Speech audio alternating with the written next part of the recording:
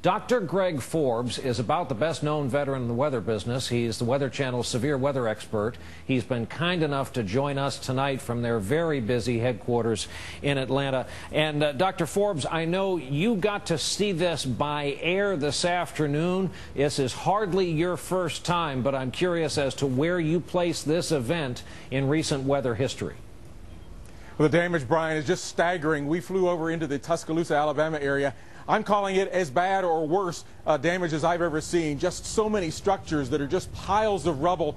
A lot of candidates there that I would think possibly are EF5 type tornado damage, around 200 miles per hour, maybe even stronger than that. It's really staggering. And let's be candid here. When you and I go home, you see friend, family, you get email from people you know. People ask the same question. What's going on here? Is this something we have done? What has happened to the climate? Because it seems so much of what we cover is relentless weather-related tragedy. Yeah, it really has been a remarkable April, certainly a record April. It may be the most tornadic month of any month on record.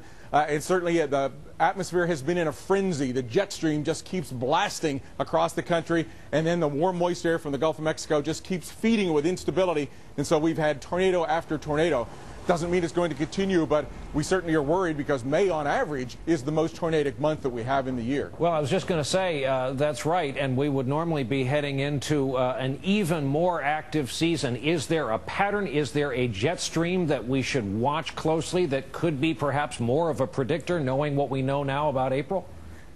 Well, certainly if this jet stream just keeps blasting eastward the way it has been, we just keep getting warmer and warmer into the season, we'll get more and more unstable. So unless we see some big shift in that jet stream pattern that's going to bring drier, cooler air to the eastern two-thirds of the country, we're going to continue to see tornadoes. All right, Dr. Greg Forbes, millions of Americans watching the coverage out of that studio. I know you've had a very eventful 24 hours, and it goes on. We appreciate your time joining us tonight. And when we come back here,